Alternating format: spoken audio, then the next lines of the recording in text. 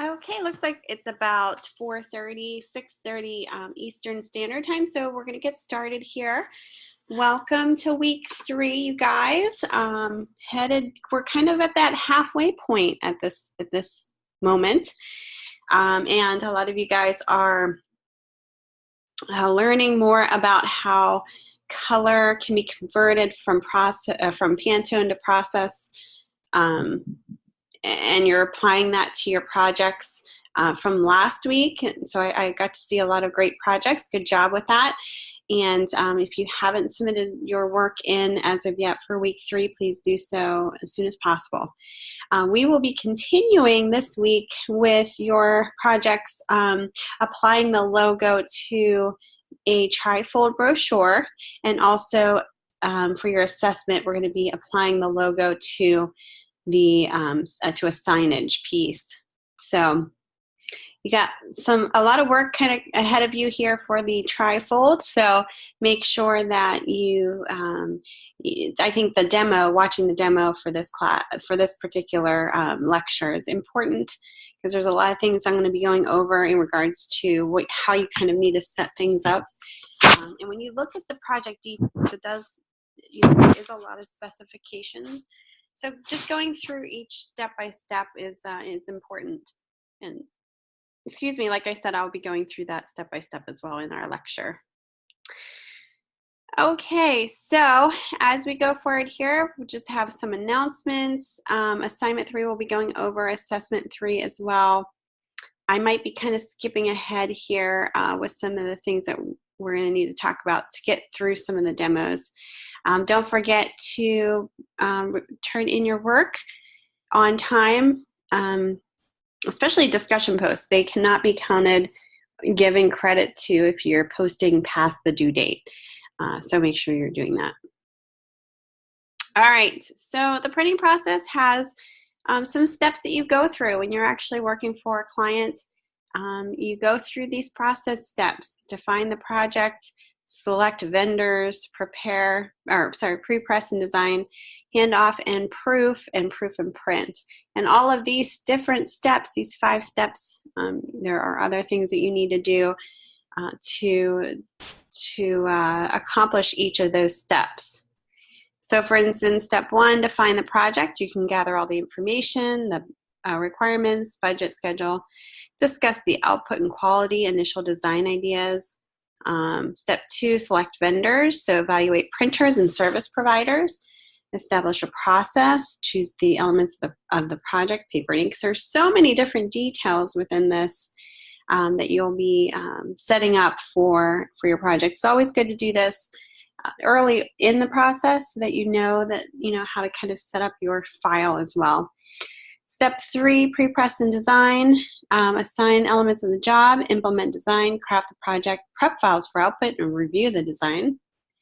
Step 4, hand off the proof, discussing printing issues, sending files to film and pre-press, establishing proofing method. And then step 5, proof and print, check placement of graphics and copy, review press proofs, and observe assembly. A lot of this stuff you won't really have access to until you're actually working in the field, but at least you kind of know some of the steps that you need to do and look forward to going forward. All right, so in each one of these, again, defining the project is step 1, and these are some examples of how that kind of what would go into that. So you got your specifications. You have the RFQ and selecting vendors. So your company or your printer will most likely have a setup for a bid sheet or request for quote. That's what RFQ means. Some details may vary, but usually the following information needs to be included: contact information, page count, binding, paper type, weight, color information. Are there any spot colors? If so, you need to have that included. Quantity. How many of whatever you're printing do you need? So you'll need to plan out these details with your printer so you know their capabilities. You can also ask for comparison bids in different materials and quantities and from different vendors. You're working with your printer, so other details you have to work out in cooperation with your printer are timeline and price. So those are two things you guys would definitely work on with them, to include press proofs, press checks, price sheet, to complete the job. You know, and each company has different methods and processes. So this is really a rough overview. And sometimes you'll need to add information later in the process as well. Now, working with your printer is a team effort. It's important to build a relationship through good communication. Okay, the printing process you have in InDesign, we're going to talk about pagination and position and signatures. In your layout program, InDesign will order the pages as you view them in the finished binding. This includes a front and back page and 2-page spreads. To utilize both fronts and backs of each page in a spine-bound print job, you need to have a multiple of 4 for your page count, or some pages will end up blank. So this is kind of part of the printing process. So why page counts for printing are multiples of 4? So during printing, your pages are printed on large sheets of paper that holds, and it depends on your book size, 8, 16, or 32 pages. All multiples of 4. Below, or on the next slide, you will see this large sheet of paper known as a parent sheet with 8 pages printed on both sides, 16 total. After printing, these sheets are folded and inserted into your book as a whole unit. If your page count was not a multiple of 4, you'd be left with blank pages throughout your book. So here's a good example of what a parent sheet would look like. So you have the folding a parent sheet on the left here, and then the fold 2, fold 3, and so on and so forth. All right, it consists in the arrangement of the printed product pages on the printer sheet in order to obtain faster printing, simplify binding, and reduce paper waste. That's pretty much what this is all about. Imposition is one of the fundamental steps in pre-press printing process, and your printer will set this up for your bid and file. So this is something that they will do.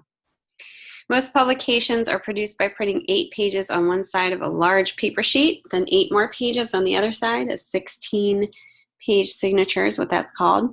This can vary depending on your page and paper size. The large sheet is then folded and trimmed, and the result of page is called a signature. So you can see the bleeds and trim are important to accommodate the slight variations that will happen as the sheet is fed through the printer and the pages are trimmed. You need to set up your pages with a bleed. Your printer will determine what your bleed should be. Usually it's about 1/8 of an inch. It's also important that your design allows for the space the binding will take up in the spine. And whenever you talk to your printer, they'll give you those specs, and then you might need to change your bleeds and all of that for that particular printer. Bindings. So you have different bindings. If you have multiple pages, you have the 3-ring, spiral, saddle stitch, and perfect. So you have each of these. There's so many different bindings out there, though. And here's a link here that you can definitely check out more. But if you just look up printing bindings, different bindings, you can see so many different variations. And certain printers have maybe more options than others, too.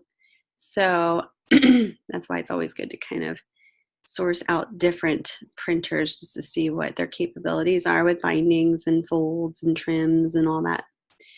So some projects may be folded instead of bound. This requires that you think carefully about how different sides of the sheet will flow together once they are folded. The best way to envision this is to make a physical mock-up and lay out your document accordingly. So there are also templates available you can use to help you lay out a folded printed document. I did mock-ups all the time.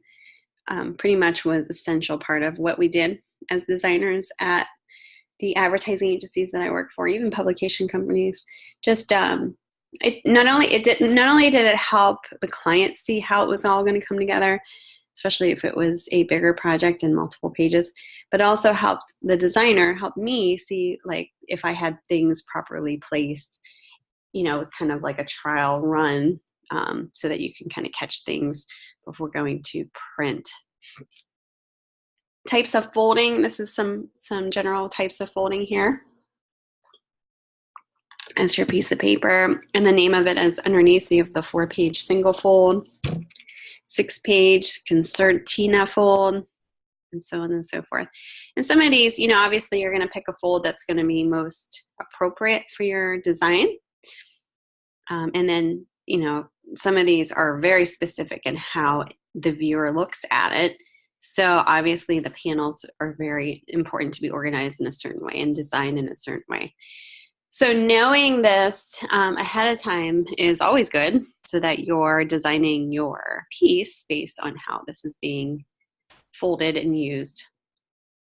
Not only do you have to worry about all of that, folding and bindings and all that if you have a multi-page document, but you also have to worry about paper. And I would say worry, but think about this in your process.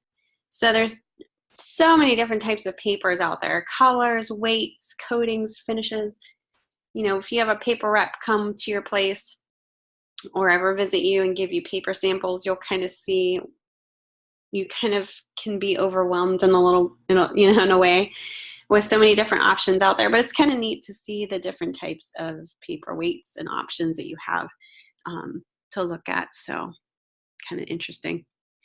Software and files. So, you know, when you're talking about the printing process, this is also very important, software and files. PDF files are the standard for print job submissions, usually at a high-res PDFs.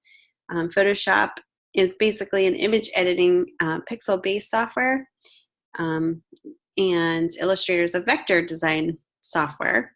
So there are two different programs. One is pixel dependent, one isn't.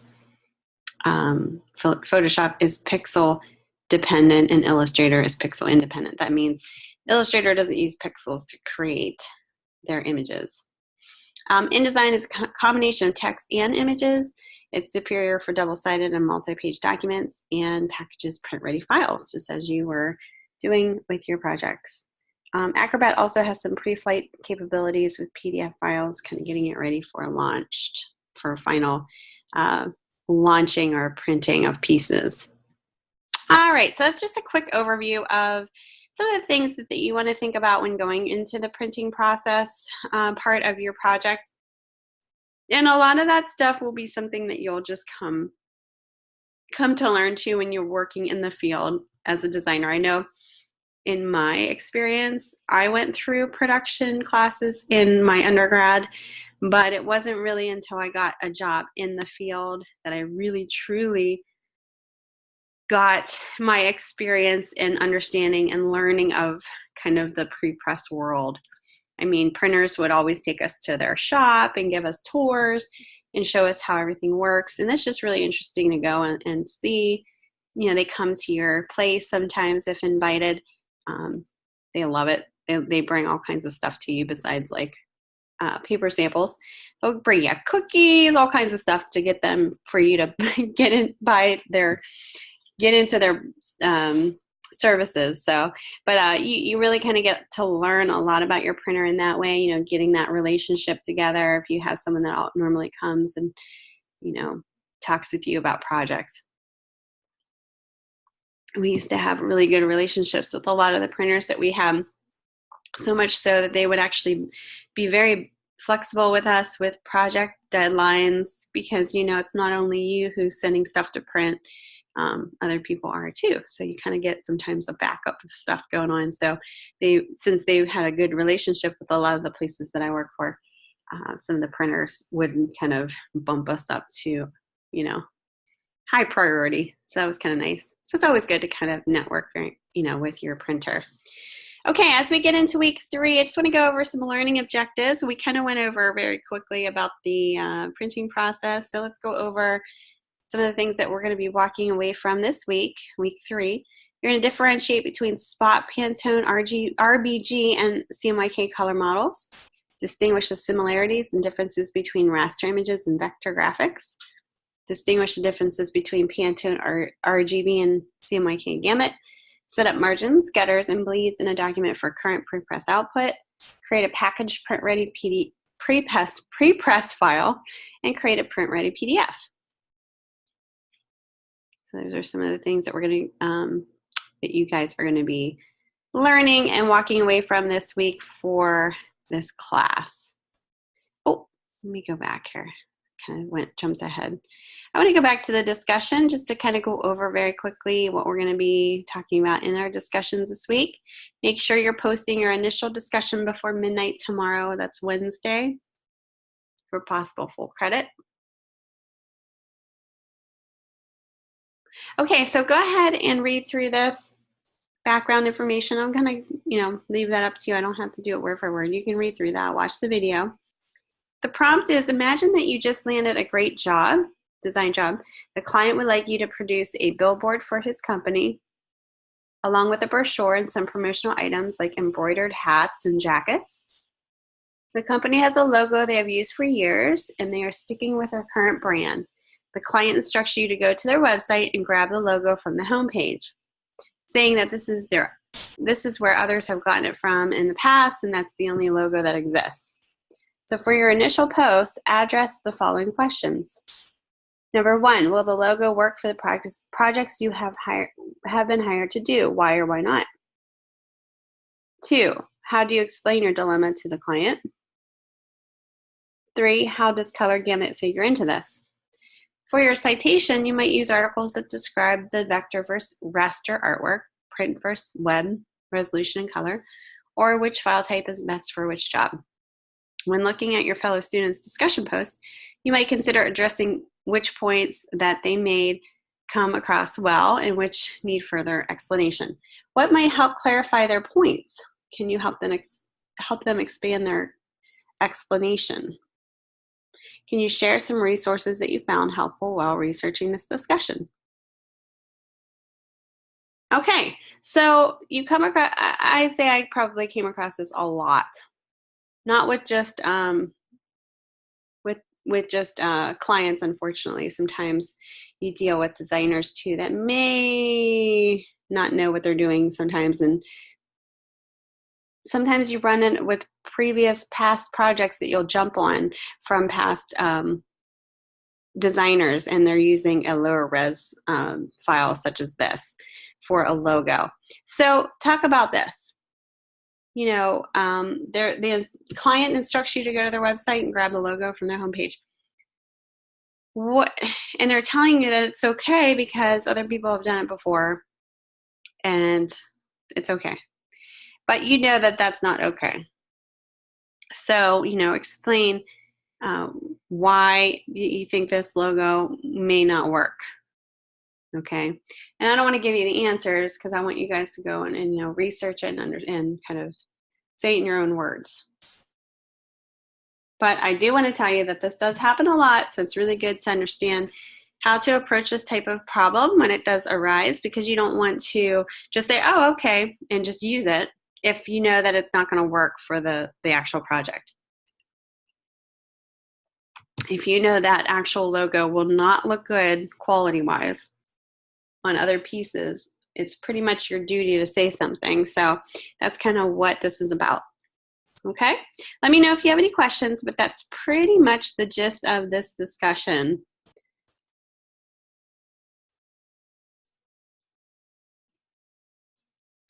Okay, as we go forward, since we have a lot to kind of cover, I'm going to go right into our assignment here.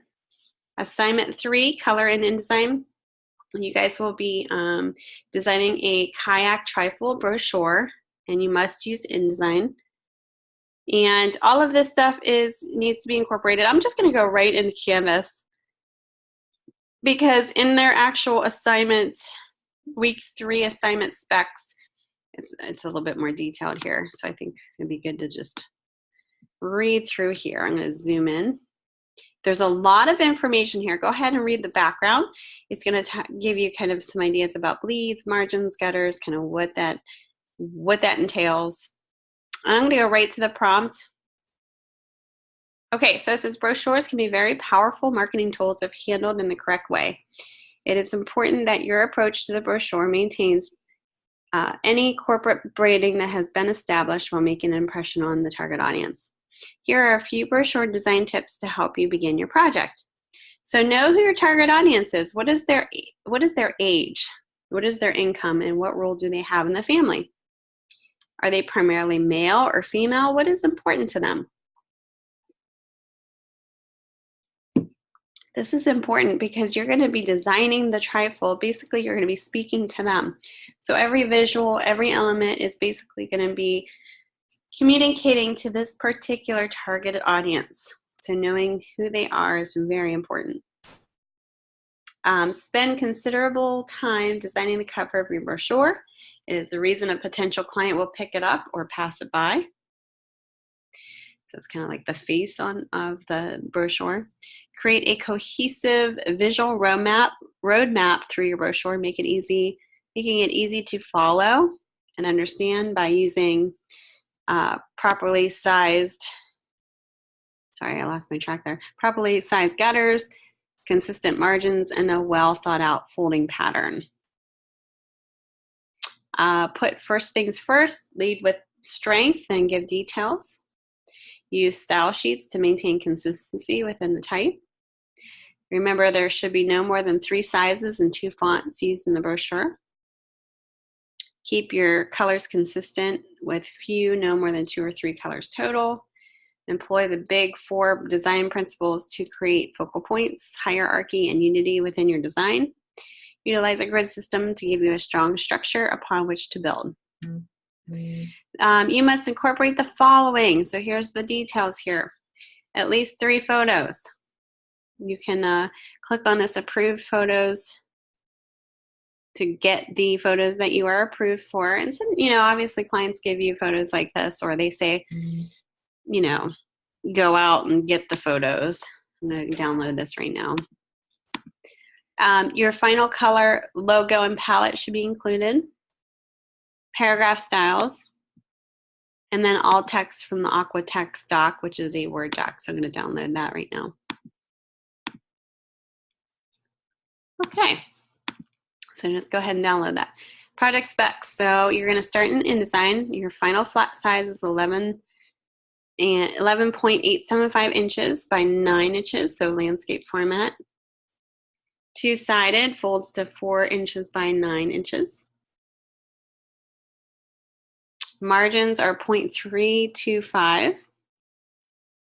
Bleed size is 1.125, so an 1/8 inch. Color space, CMYK.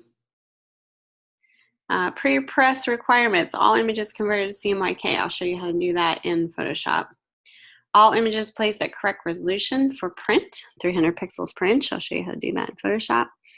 Images not scaled below 80% or higher than 120. All spot colors converted to CMYK. Bleeds correctly implemented. Margins and gutters properly positioned. Document packaged for print. And then for submission requirements, you're going to name your file as such for the InDesign file. You're going to export the InDesign file to press PDF. Quality PDF includes crop marks and bleeds, kind of like what we did last week. Note that this is different than the print quality setting. Package the InDesign file. Note that make sure that there are no errors in the report. If there are, fix them and repackage for submission. Place the press quality PDF into the packaged folder in zip, and then upload the zip file. So a lot of information here, but I think if you go step by step, and, I think that you guys will be good, especially going through this actual demo.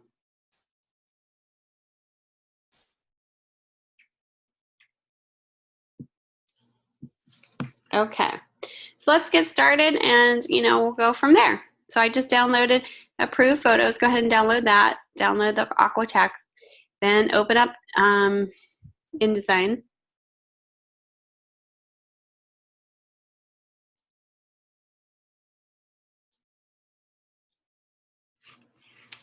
Hold on 1 second, you guys. Take a screenshot of this because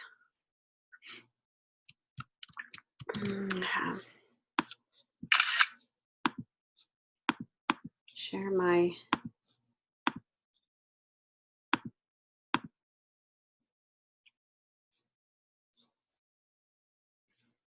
let me create a document here, a new document in InDesign.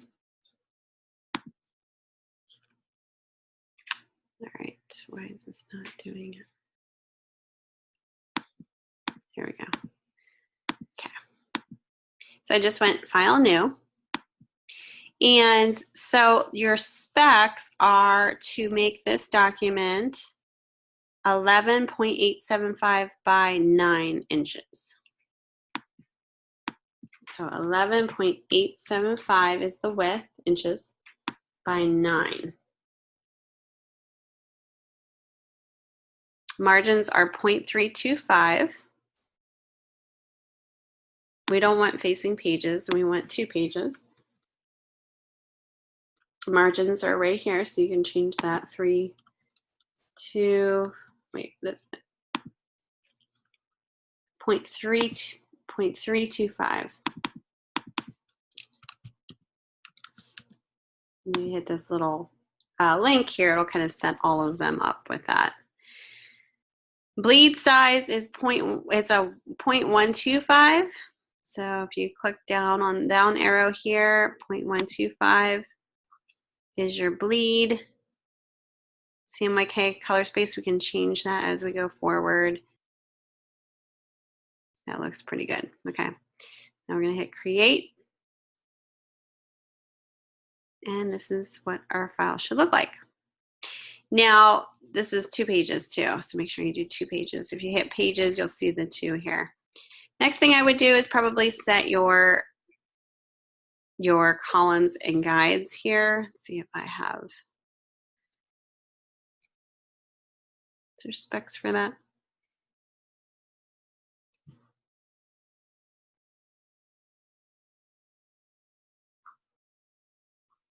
No. Okay. So what I would do at this point is go up to Layout, Margins, and Columns. Hopefully I'm sharing this. Let me make sure I'm sharing the right thing here. Yeah, okay. Margins and Columns, and I would do 3 columns here, and I would make the gutter 0.25 inches. That's the width in between here. I would do it to both. So you might need to shift select both of these so that it implements that same change. Or else you're going to do what I just did. You'd have to do it to both pages. So this is basically, let me save this here, DES114. So this page, okay, this is what I want to make very clear because a lot of students kind of don't understand this. If you take, and if it's confusing to you, take, if you have a trifold or, you want to mock one up at home, just take a piece of paper, fold it in 3, how it would actually fold out as a trifold. And you'll know kind of where the cover is. So this would be the cover page. And let me put little signifiers up here so you can see. So this would be the left panel, middle panel, and then cover. And you guys can't see this.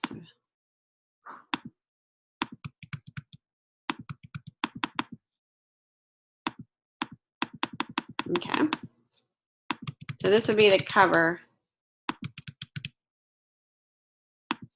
The cover, you would actually put the cover panel. This would be the back panel, not the middle panel. And this would be kind of like the left inside panel.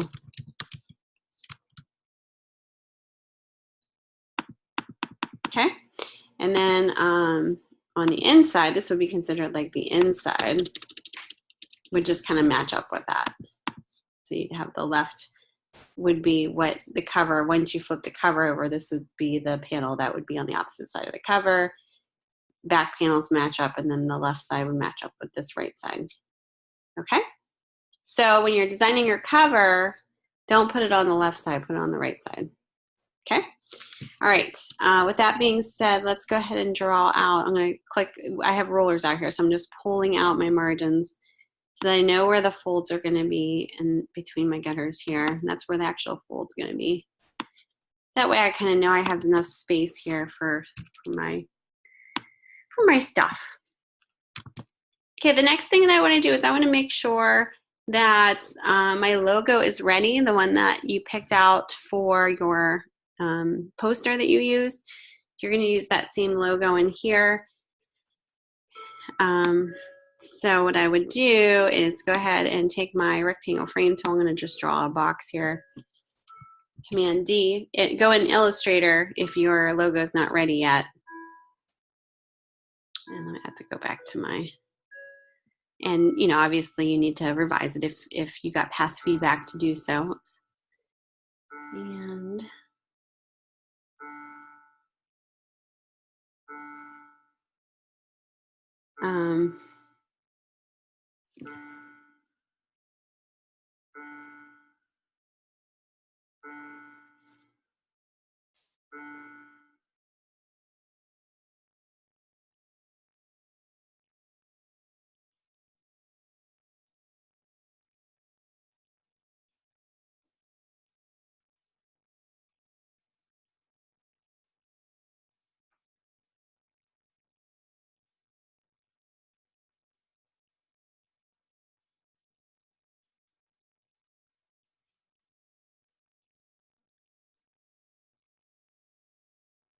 okay, so I was gonna go with this logo here.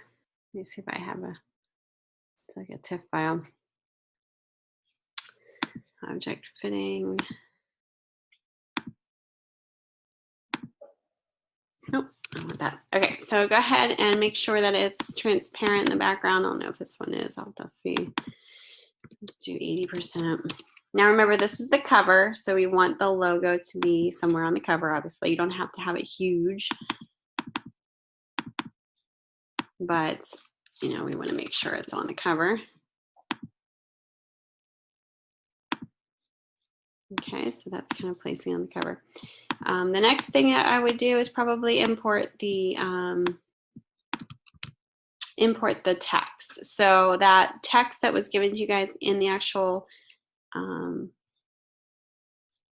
project specs here is what this is. So when I open it up, this is what you'll see. So this copy will go in there, and you're just going to organize it based on each panel. So front cover, obviously, this is what needs to be on there, front cover, and then other required copy goes on there. So go ahead and copy what needs to go on the front, copy and paste it in there. I would just go ahead and just do a quick paste in here for that. So there's one part.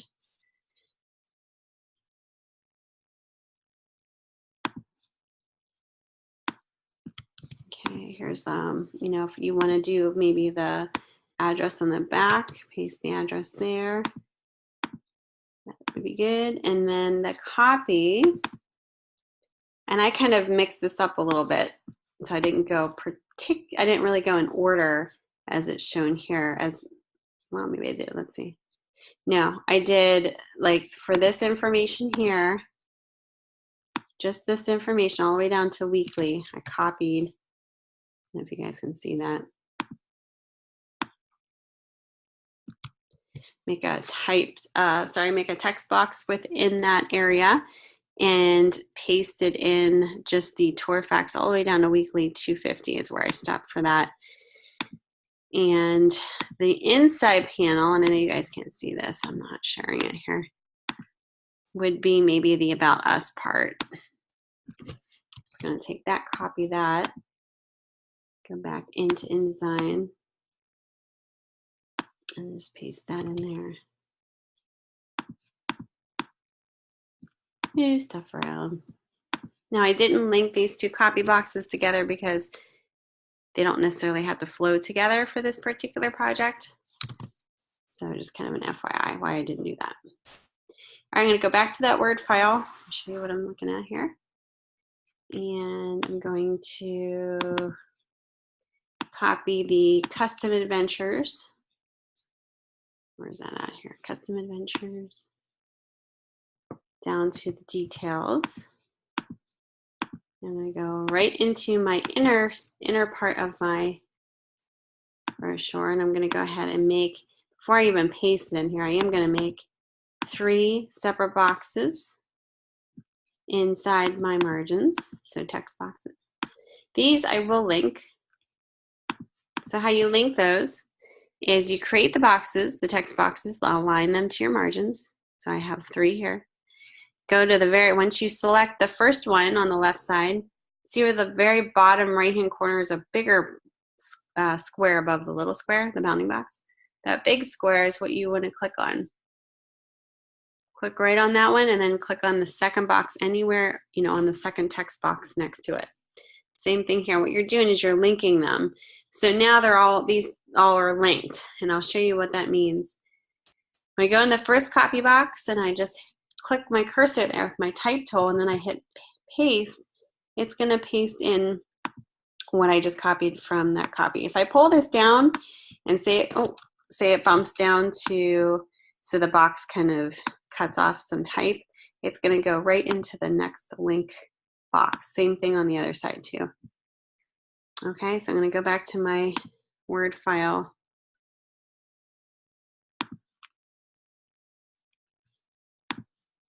Grab some more copy. This is the tour package. Oops. I'm just going to go ahead and take my type tool and then paste that. See how it kind of went into the second column here? So that was good. Put space right after this. Okay, so my copy is all in there. It's all set. I just need to set up my paragraph styles. And I'll show you how to do that in a second here. I want to go over some, excuse me. Oh, I am like yawning. I want to go over some things about the images before I go forward with the paragraph styles. All right. So with that being said, I think it's important to go ahead and look at those images that were provided in the specs called the approved photos and decide on which ones that you want to go forward with. I'm going to share my Photoshop. Open up Photoshop. And once you decide on the photos that you're going to use in your brochure, open them up in Photoshop. Here is it goes 1, 2, 3, 4, 5, 6, 7, 8, 9, 10, 14 images that they give you. I'm going to open up the very first one called Brochure Image 1. And I know I'm going to use this for my background of my brochure. So I already kind of plotted this out. So you guys need to do the same thing. Look at all the photos, kind of decide how you're going to, implement the photos.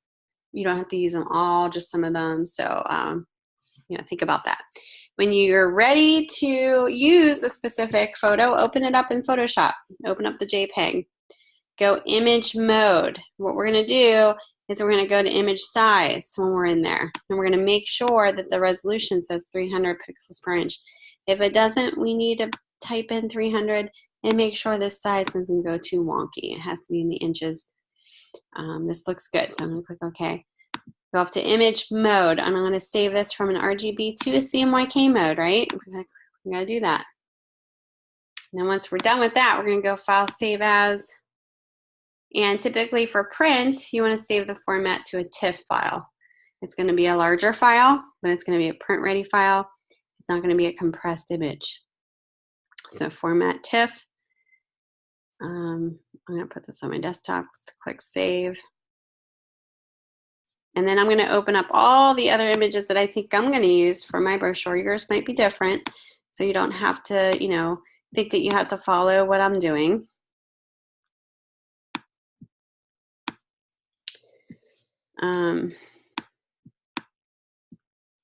Let's see. I think I use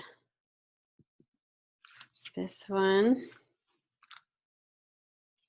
And again, image size. This looks good, 300. I don't have to do much for that. I just have to change the mode to CMYK and then save this out as a TIFF.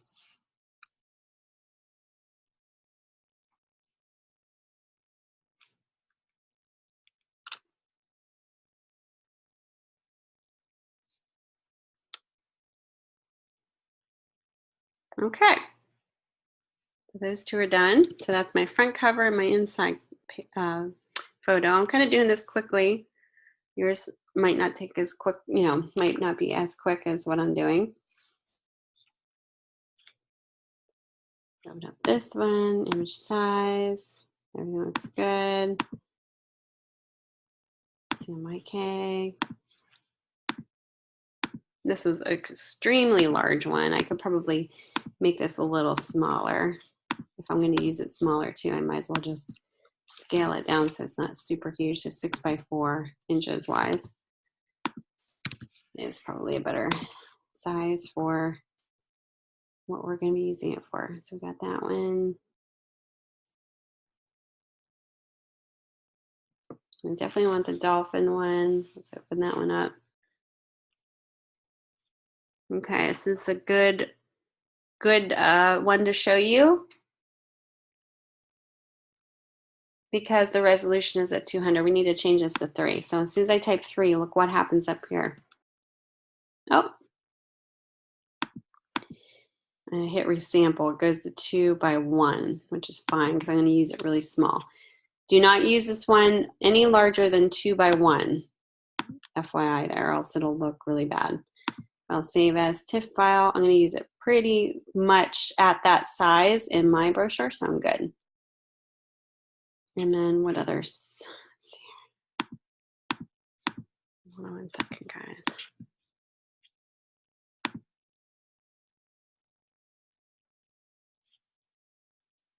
I'm just trying to figure out what the other one is here. Okay, we're just going to pick it.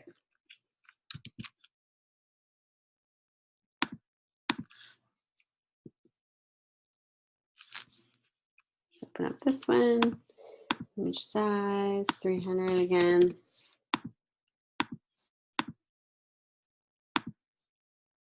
Convert to CMYK, and then save as a TIFF file. Okay, when you're done with that, just completely, get out of Photoshop. You're good to go. Go back into your InDesign layout. And what I'm going to do here is I'm going to focus on my cover first. So I'm going to take my rectangle frame tool, and I kind of know I want to make sure you bleed it. If you're going to do a full bleed, you need to bleed out to that red line, to your bleed with your image box. So I'm going to create this rectangle frame tool so I could do a Command D to file place my picture here that I want. And it was that one of the people in the kayaks here.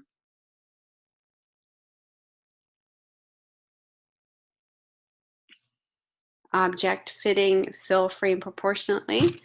And if you double click inside that actual text box or rectangle frame tool, you can, it turns red, and that just tells you this is how much image is not being shown, but you can kind of use your arrow tools, your hand tool to kind of equal this out, if you want to move it around. Send it back. This is a nice picture because the logo doesn't get lost. You can see it kind of the logo goes with also, I believe, the colors. And then I'm going to use a background. You can do whatever you want to do. This is kind of my theme here. I'm going to do another rectangle frame tool that stretches from the left to the right side. And I'm going to use this bigger image here of the kayaks and send it to back. And then I'm going to do something really cool. I'm going to show you something really neat with this image. We're going to kind of feather it out. So I'm going to pull this box all the way to the left till like you can see where that edge is. And I'm going to go ahead and take my gradient feather tool. And with that selected, I'm going to go right over this image to the, kind of click where his face is, and then drag it to the left. So it gradiently blends with a transparent background, a nice little fade out on the left side there. So it kind of is a nice transition from the front cover to the back background. Pretty cool. Now, I wouldn't leave this like this with the background being so contrast or so hard to read the type on there because it's not enough contrast. So we need to make sure that we have enough contrast. And in doing so, let me pull out another thing here.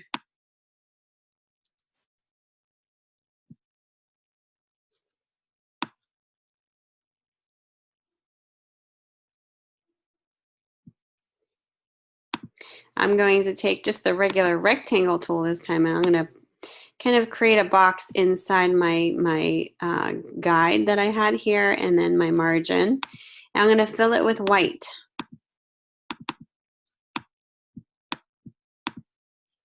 And then I'm going to give it a transparency of 85, maybe 75%. I wouldn't go any less than that just in case.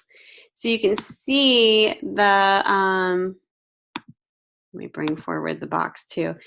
You can still see behind it, but there's enough contrast for the text to be readable.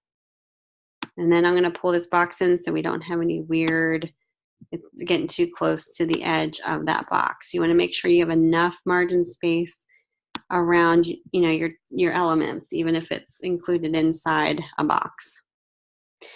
And then what I'll just do is copy and paste that box into my other area here so that we have a consistent, let me pull this forward here, a consistent box that we're using, rectangle.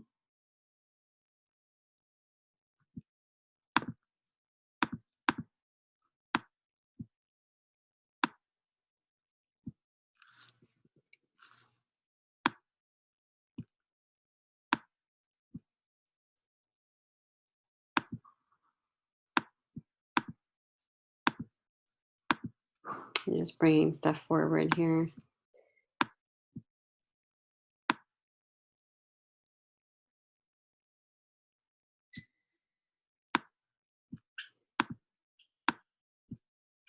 Okay, so you can see what this looks like when I go to preview. I might even make this a little more white. Maybe do 80%. It's starting to get a little hard to read in certain spots. That's just one trick, one way around it as far as like the contrast goes. Okay, I'm going to copy and paste this on the inside here because actually I'm going to copy these two and the background because I want to duplicate the same thing on the background here. Let me get out of preview mode so I can see my guides.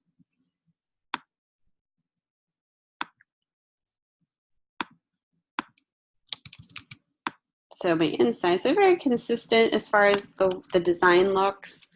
I'm keeping it very consistent but interesting looking. I have copy back here. Get it. Yeah. Let me hide this so I can. Oops.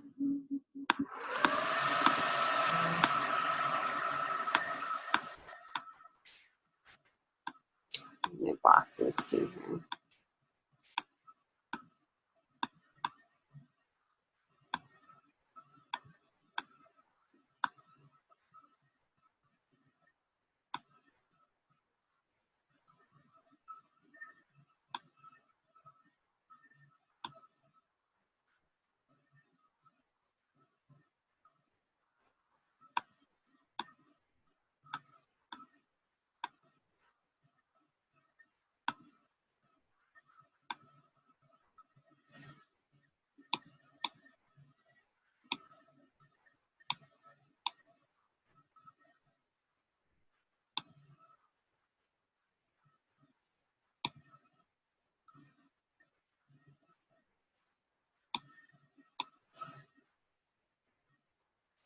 All right. We have some things going on here. All right.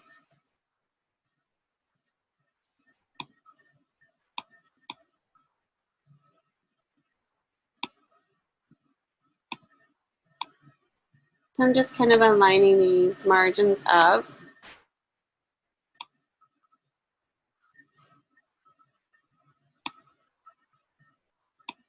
lost my text box.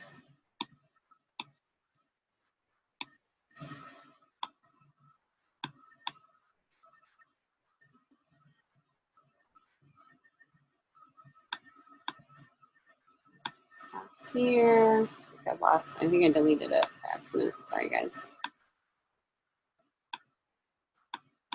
Okay, see that. Okay, so I'm setting it up so that I know I can see it's consistent. It's readable somewhat. I have to kind of change some things, but you get the gist. So, you know, feel free to use any type of texture background if you want to, like, you could even, you know, if you wanted more contrast, you could even add a black fill here, just in a rectangle. Give you like some options here. And then you could send it to back and then select the photo that's in front of it and dial down the opacity. So you still see the picture, but it's giving you that nice contrast. So if that's something that you wanted to, you know, make sure that you can see your type and text and all of that. This is 55. Keep it consistent. Or you could just leave it. Okay, so that's kind of an interesting way to do it. You don't have to do it this way, just an option. Suggestion. Okay, so the next thing that we want to do, I'm going to put in the other images that I had in here, and I'm going to set it up. And I would really advise you to keep this consistent. What I mean by that is whatever size and shape that you're going to do in your document, keep it pretty much the same. I'm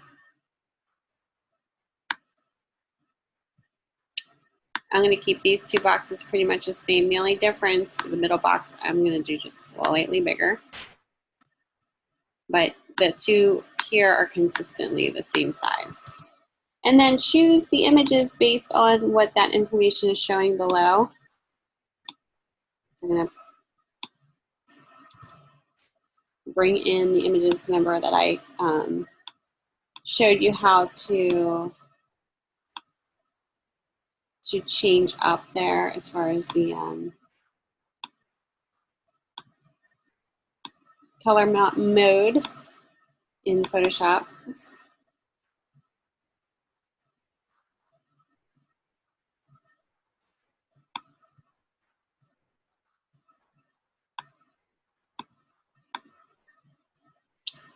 And this one. Object fitting, fill frame proportionately. And then, you know, if you need to kind of adjust, changing around like what is being shown in that actual picture frame, you need to do that. The next thing, there's type behind these images, so we need to put a text wrap. And the text wrap is under your window. If you go to text wrap, bring that text wrap box up. It's basically going to wrap the text around these objects, but you need to put a text wrap over it. So when you open up the text wrap panel, what you're going to do is you're going to choose the next button over here, wrap around bounding box. When you select that, you might not see anything happen. You need to increase the size for your top offset, bottom offset, left and right onset.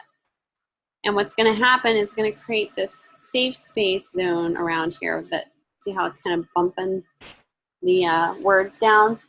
So typically a good space is probably a 1/8 space.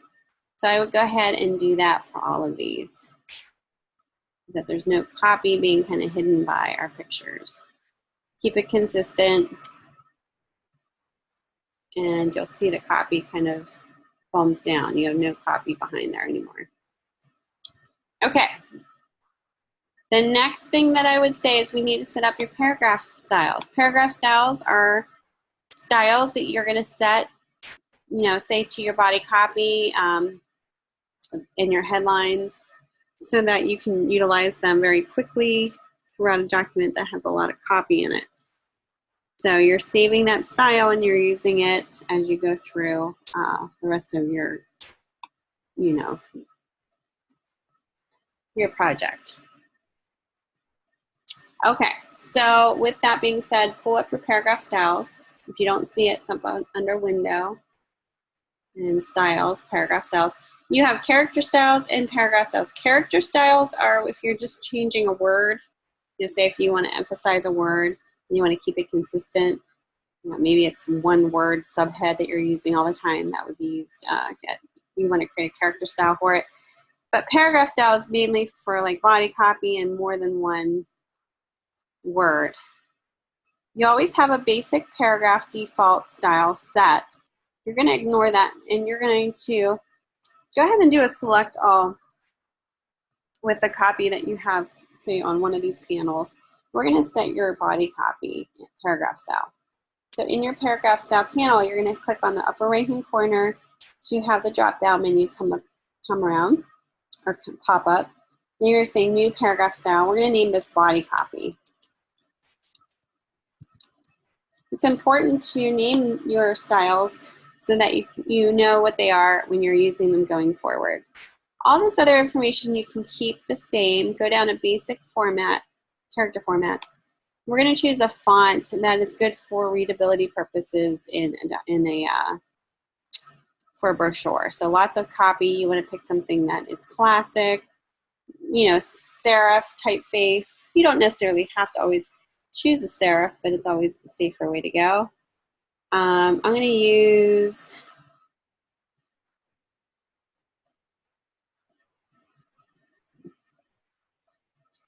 Baskerville, and typically, and we can change this, you would go between 10 and 11 point size with maybe a 14 point leading.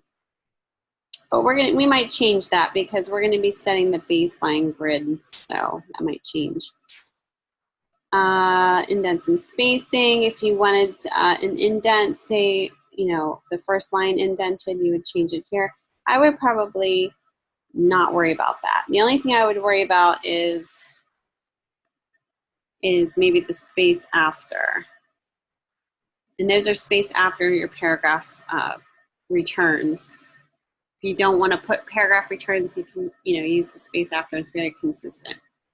So you could do like a 0.25. Now, when you click OK, it sets it, and now you see the body copy paragraph style appear within the paragraph style panel box. So with that selected, the copy selected, you're going to choose body copy, and you're going to see what happens to that, changes it. If you want to ever revise it, just double click on that body copy, go back, you know, say you want to maybe change the size again or whatever, you can change it there. Now, because I put a space after, okay, so I want to change the space after so it's not as big. Maybe 0.125, there we go. So that's how you would do the body copy. Now I would set all of this in the body copy setting so it's very consistent. You want your body copy to be the same. Looks like there's some extra spacing in here I need to get rid of.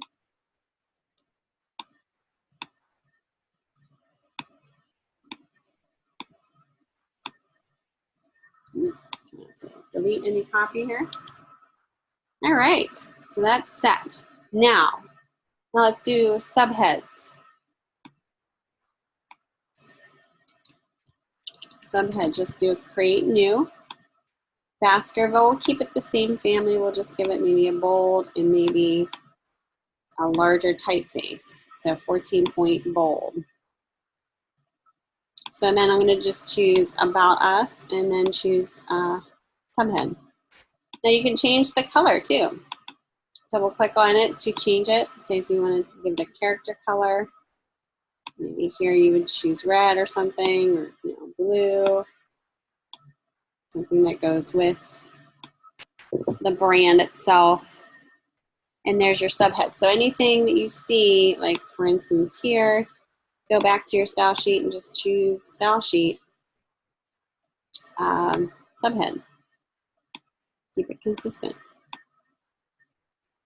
Now you could do like a subhead, like a smaller subhead. This one may not be, as big. Might just be like a 12-point, bold italic, semi-bold, italic.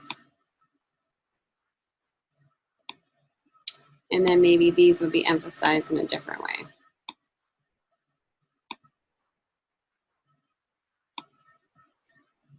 This one would be the bigger one, and then this one would be the smaller one.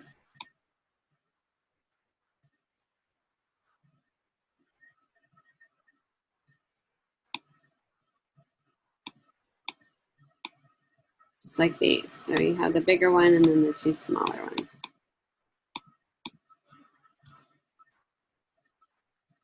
And then let's say you want to just do new paragraph style, emphasize copy, body copy. So you want it to be the same as body copy, the same size. The only difference is you want it to be a little bit semi-bold. So for instance, this information down here can be the emphasized copy because they're listing some of their highlights of their tour. I think there's copy up here too that can also be a smaller or emphasized body copy. These could be smaller subheads.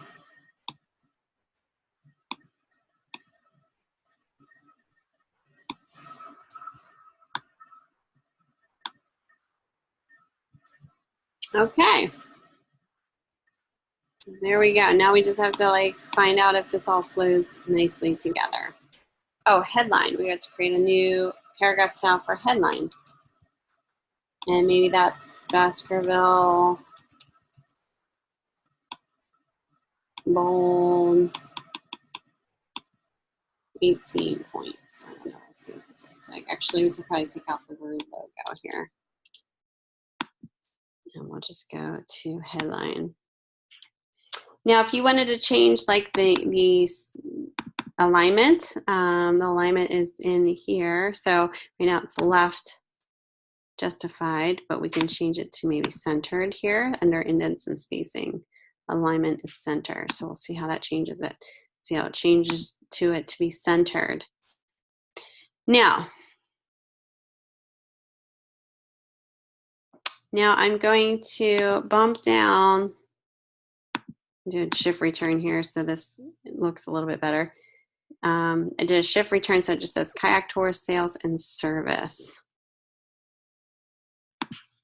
I can either leave that here or pull it down here. I just need something to, if I do pull it down here, I need a little something to bump it into readability so you can read it better. I'm probably just going to leave it there. So there's my cover. Everything kind of ties nicely together. I have this. I can, put small lines in here to emphasize a little bit. Completely up to you, but I'm going to design elements here and make it look a little nicer. Let me show you what that looks like. And doing small stuff like that sometimes can help ground certain headlines. The next thing that I would do is just make sure your copy fits in here. So like this About Us page, let me zoom in. Look for any type of weird hyphenations, or this, for instance, this is a widow. So I'd probably do a shift return to fix this with words up here to bump this down, because you don't really want to have one word on the last line. Let's see how much, it looks like we have more copy here. It needs to be, there we go, it's not too bad.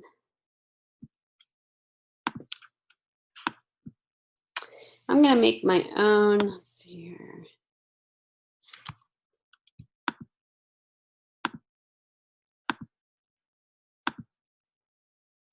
That one of these, oh, okay. I kind of like this one. Let me duplicate this one. And I'm going to name this address. And I'm going to give this one a center alignment and maybe less leading here.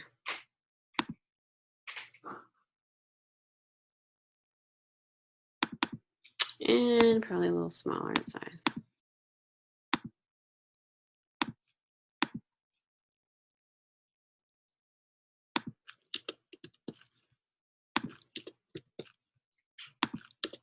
Okay.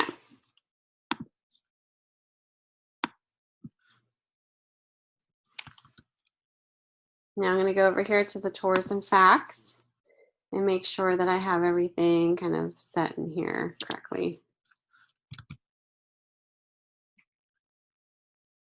Looks like I have some things to fix here.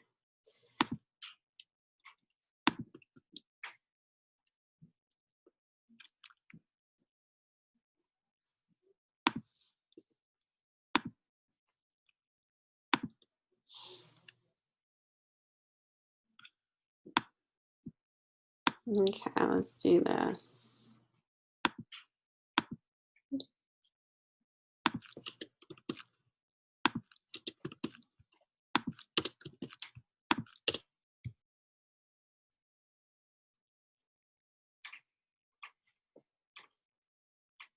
I'd like to have some more space in between here. I think there's some weird spaces here that I need to get rid of. I'm just deleting these spaces that are happening here. That way I can gain more space in between here. Here we go. All right, and then you can emphasize this as well. I'm just going to give that the address style there. Looks good. Okay, now I'm going to go down to this copy. I'm going to check this out, see if this is all flowing correctly. If not, I need to do some adjustments here. Looks like maybe I need to pull these up just a little bit. Looks like there's some weird spaces going on here as well. I'm just going to take that out. See how it's kind of pulling that up.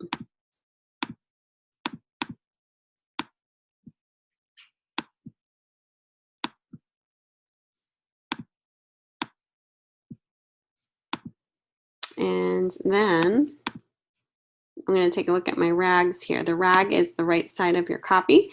If there's any weird stuff going on, like that had a widow, so now I'm fixing it. Shift return so that it fixes the weird, there's 2 hyphenations in a row. That fixes that. That's kind of weird too, but that's going to bring that down. But we can also fix and massage this so that we don't have one line ending here. We don't want that. We want that to bump up a little bit here. There we go. Now if I bump that up, I want to make sure it's the same size over here. Just kind of keep it all consistent. I'm going to pull this up so it bumps this. See, this copy here needs to be down here.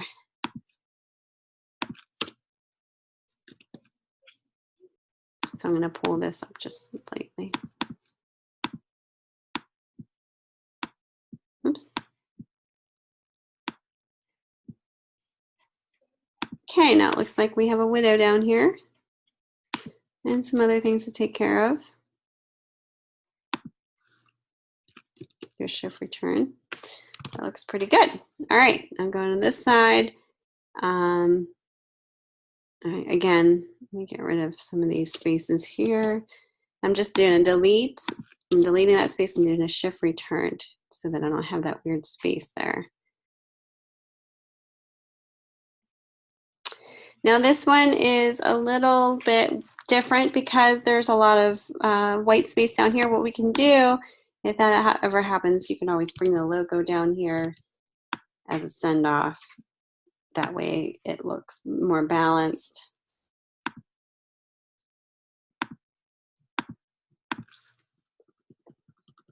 And then kind of, you know, balance it out there. Okay.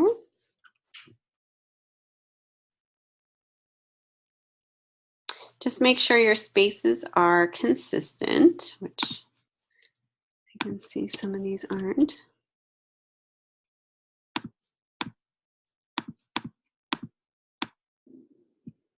And also make sure your baselines all line up. So if I were to draw like a margin guide down here, all of this would line up, your baselines.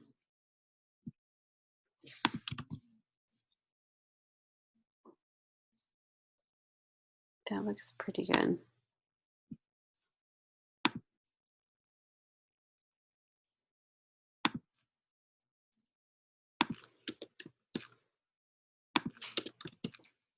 This is kind of getting a little crammed. We can change that though, put maybe 14-point leading in there.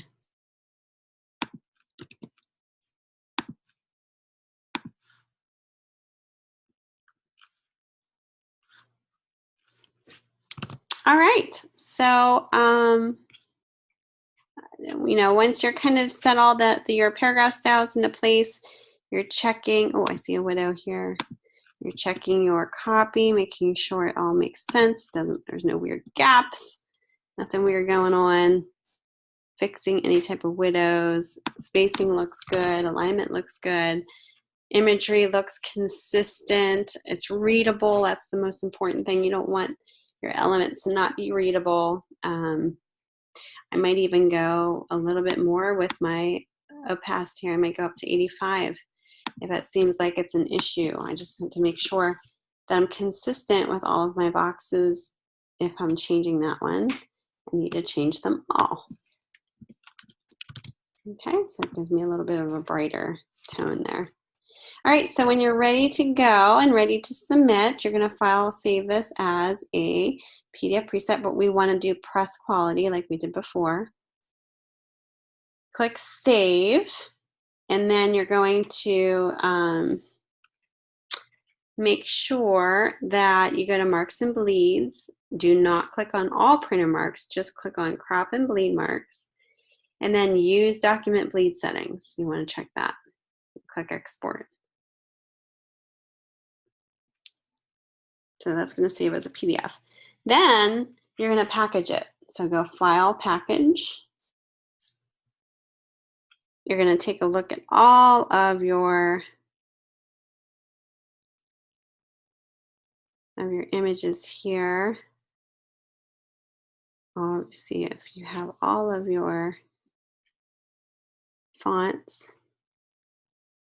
Everything else looks good. Package. Continue. If you see anything that says RGB, obviously you want to change that, you know, before you package it. So make sure you're changing that in Photoshop before you place your images. Have everything checkmarked except for include PDF. Package. Save. I'm going to stop saving here. I'm just going to share my desktop. I'm going to show you everything that we just did. So here's the PDF that we made and exported out.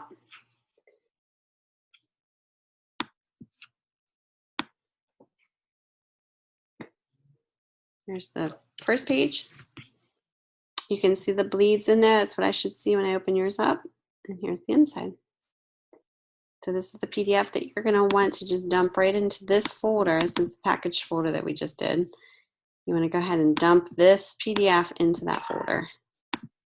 And then you're going to zip this. So you're going to do a control click, compress, or select your folder, go up to File, Compress.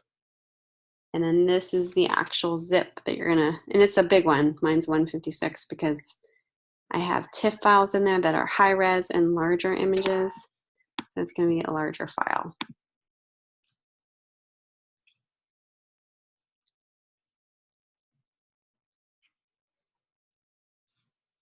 All right, so let's see if we got everything in there. Looks like we did.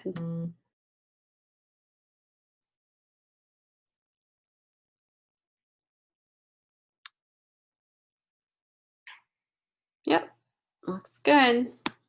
So that's kind of what you'll submit for that project. It's kind of a lot to set up, but once you kind of get things in there,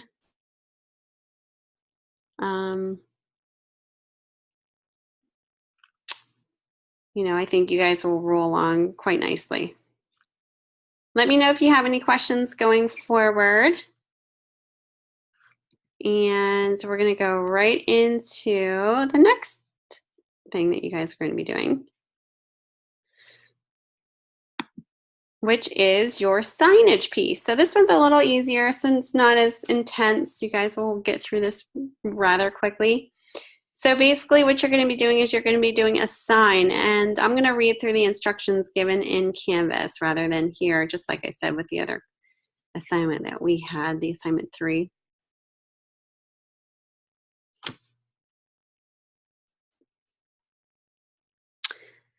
Okay, go to your assessment 3. And read through the background information again. Talks about signage. So for this assessment, you will create a sign for the front of Aqua Excursions building. The sign will be produced from cut vinyl and plastic and then put over lights so it will be easily seen at night. Since the media is cut vinyl, no gradients or images can be used, and all artwork must be vector art. You may use 2 spot colors only. And remember, black is a color. So what you'll need to do is go back to your logo that you're using and change it to the 2 spot colors. If you're using a logo that has 3 process colors for your brochure, go back, eliminate one of the colors and replace it with the one that you have in there with 2 spot colors. The same colors, just spot colors. Okay, so the finished sign is 4 feet by 10 feet. But you're going to scale this down. So you're not actually going to make it 4 feet by 10 feet in your file document. You're going to kind of ratio it out. So an inch or 1 foot equals 1 inch. So it'll be 4 inches by 10 inches essentially as your file specs. You're going to create an Illustrator file, scale down to that. Utilize the 2 spot color versions of your logo that matches your other campaign components. Utilize only 2 colors on that sign artwork. Also utilize the Aqua Adventures tag. So you're going to have kayak tour sales and services in the website listed on there. And then also include outlines on all fonts. Keep the version of the outline just in case something happens. All right, and then you're going to save it as a PDF when you're done and submit the fonts outlined. The version with the fonts outlined. Just submit the PDF, it's fine. All right, so let's open up Illustrator. Let me close out of InDesign first so we have memory here. Oops. Give me 1 minute here.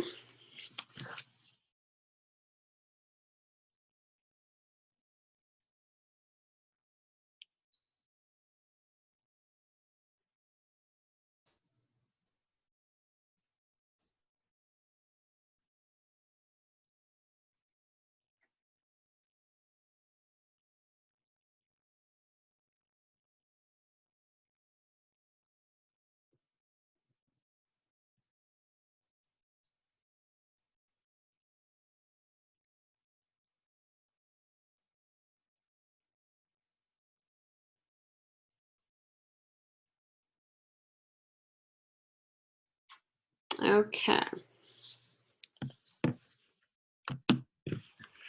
me open up Illustrator here. Okay, so we're going to go File, New, and you're going to create your document. We're going to do 4 inches by 10 inches.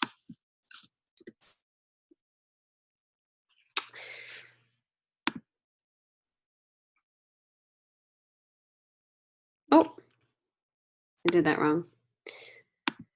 Switch that around.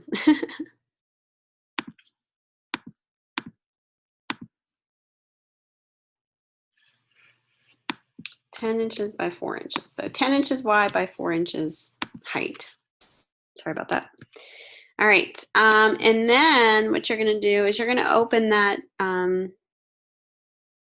that logo.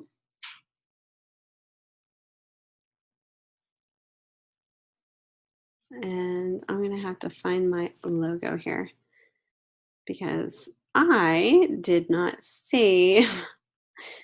I don't think I saved the original logo. So give me 1 second, guys.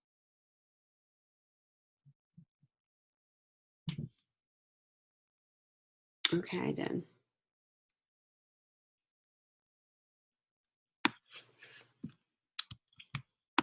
Okay, so this is, let me see here. This is a 3-color one, so I'm gonna have to change this. This is the logo I used in my document for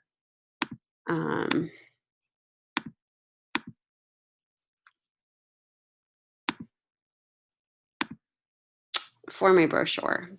But because I use this one,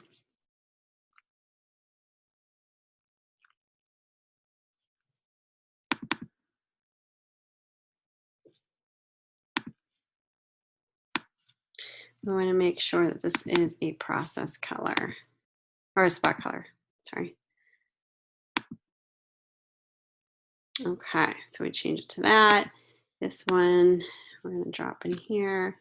We're going to double click on it and we're going to make this a spot color. Click OK. And then we're going to change this one to the red one because it's only supposed to be 2 colors, remember? So have the logo, you know, somewhat large, not too big. You want enough margin space to make it look nice. So, you know, kind of find the midway point and have it there. And then what you're going to do is you're going to copy and paste the information given. Now I'm going to show you kind of like, I'm going to grab this because it'll be easier to show you here. Copy and paste it and then change your type to the same typeface that you use in your brochure and your other pieces. So I will change this one since I used a different typeface. I used Baskerville, I think. Yeah.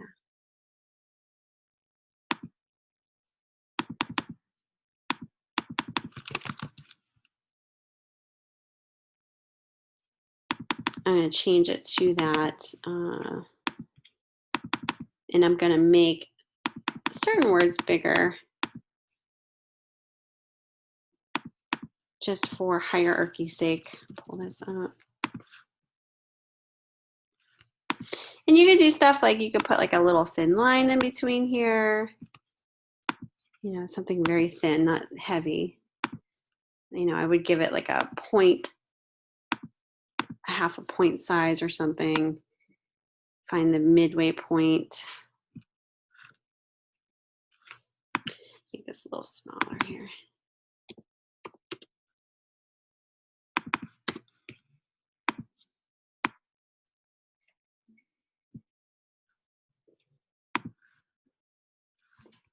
And then maybe make the logo just a tiny bit smaller to fit in there. You don't want it to be too crammed in there. That's the key. Whoops. You know, where everything's so big, it's just crammed in there and hard to see, and it's hard to kind of I'm gonna align this too. Hard to like have that visual pause. You need that visual pause there.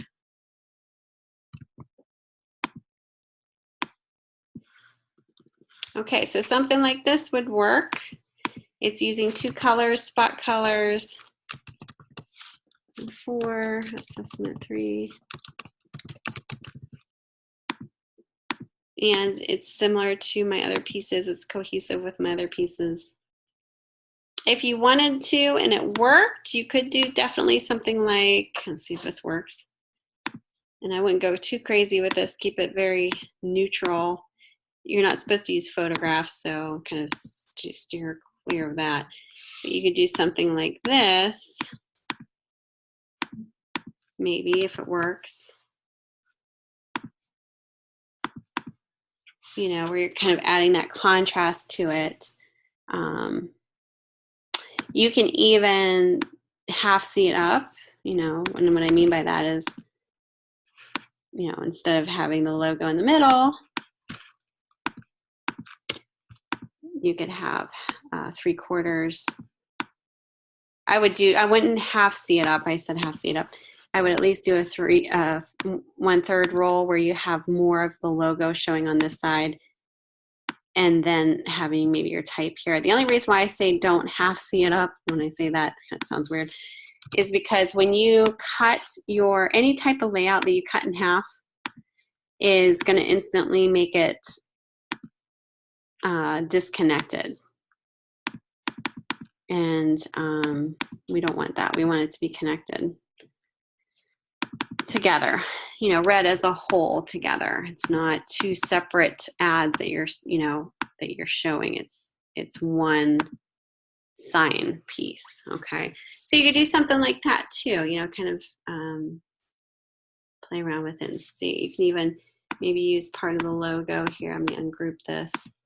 Maybe this part you make bigger, like say 400% bigger.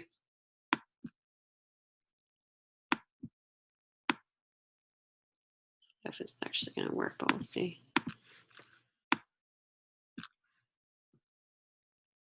Just see if it works. In that space. And then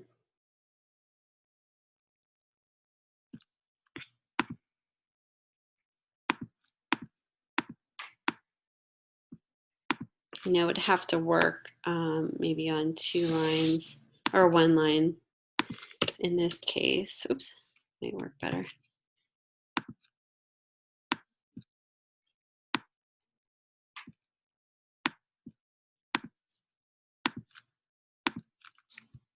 Put like a separation between those two. Make it a little bit. Oh, let's make it like much bigger here just to see if that changes it. There we go. Something like that might work. So it's visually interesting. You're using that part of that logo. Bring this up a little bit.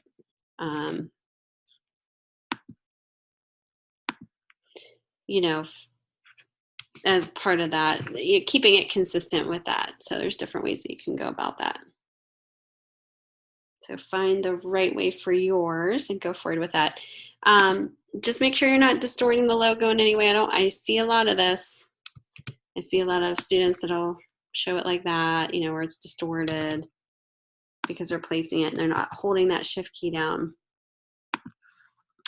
All right, so when this is done, you're going to save it. You're going to save it as a PDF. Oh, excuse me. You can just save this as a smallest file size. I don't think it gives you any parameters for that. Click OK. I'm going to save it, and then that's the file that you'll submit.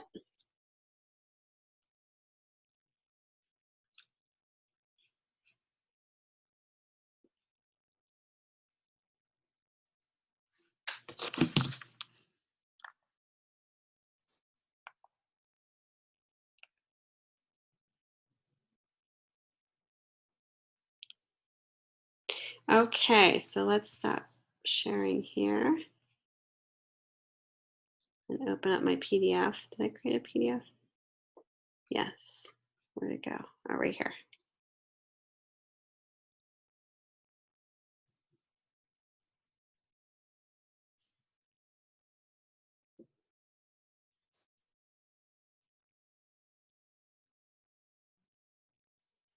All right, so this is kind of what it would look like, possibly.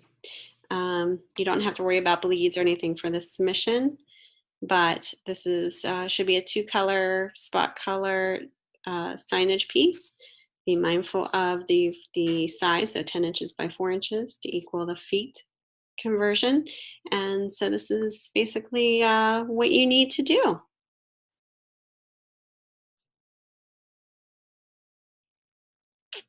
I do have student examples of that. Let me pull up here to show you guys. Pretty similar to what I just showed you, but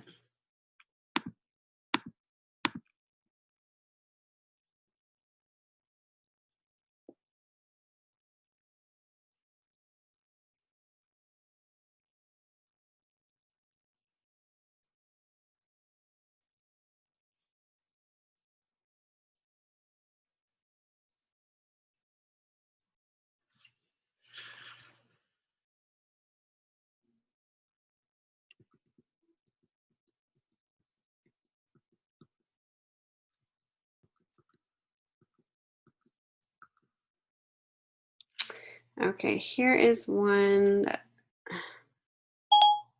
that Oh, Hello, April.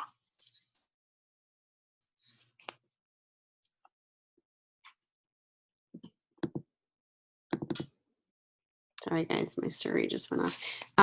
Here's one that's kind of interesting. You don't necessarily have to use, you know, I would say kind of steer clear of any pictures.